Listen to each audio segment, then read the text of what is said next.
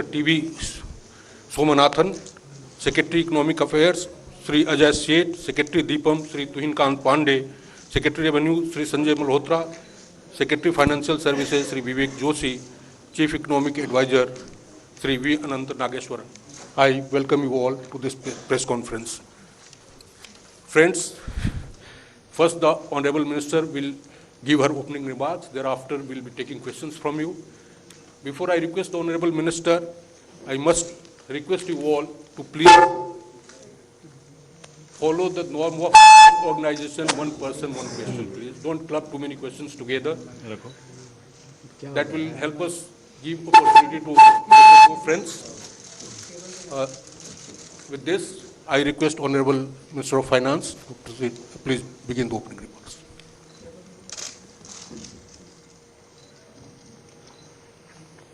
Thank you.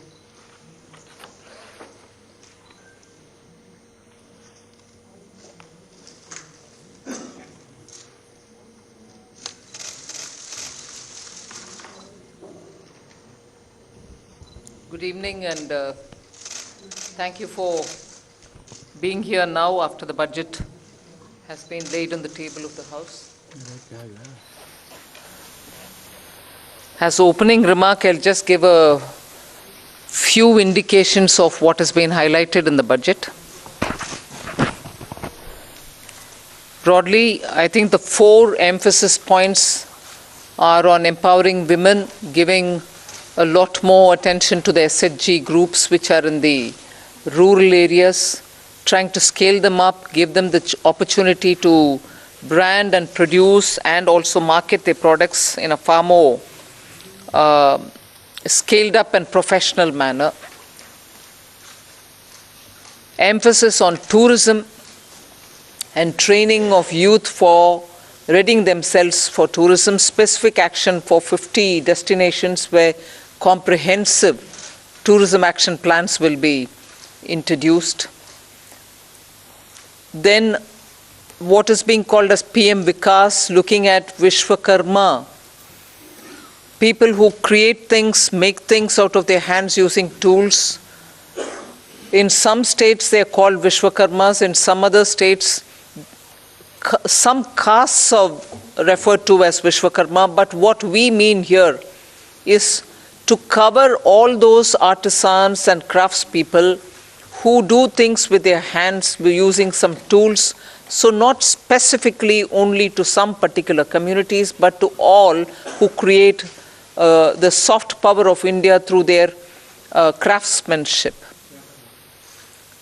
Then the four is green growth, the fourth one, which is in every sphere of life we have policy interventions and enabling provisions made so that India moves fast on the transition to renewable energy.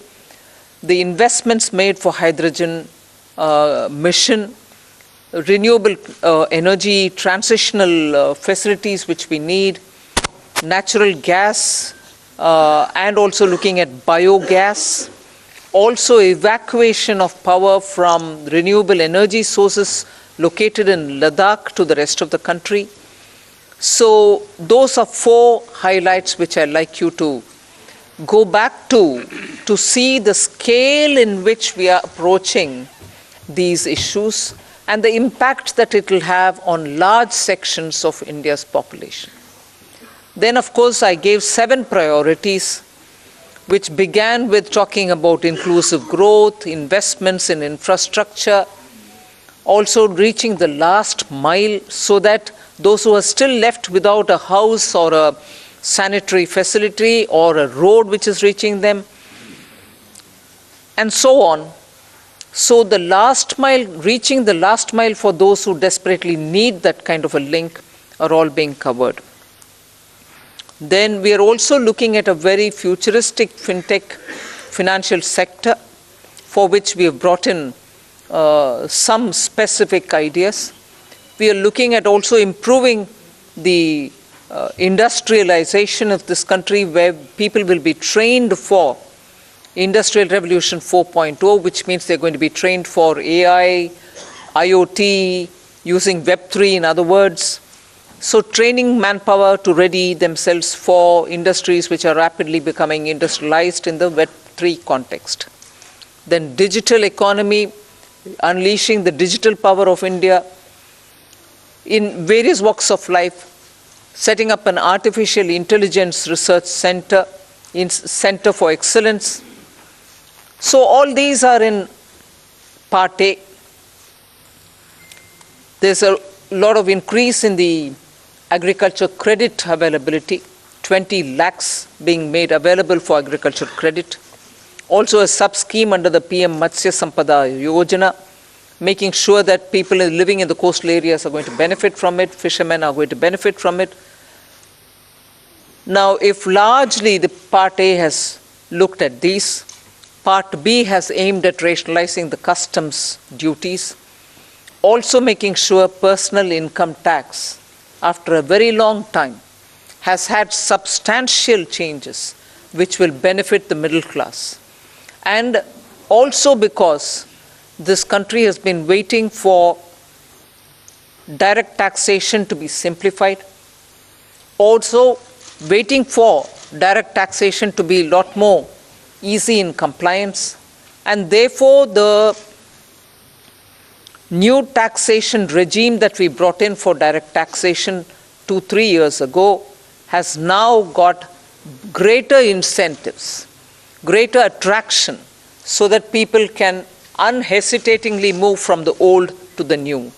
Of course, we are not compelling anybody. Those who want to remain in old can still remain there for enough justifications that they can have. But the new one obviously is now attractive because it gives greater rebate. It also provides for a simplified and smaller slabs, lower rates of taxation, and also slabs which are nicely broken down. So with all this, I think the budget, I've not gone into specifics, but I thought as an opening remark, this much will be sufficient to say this is a budget which is beautifully balanced, both growth considerations,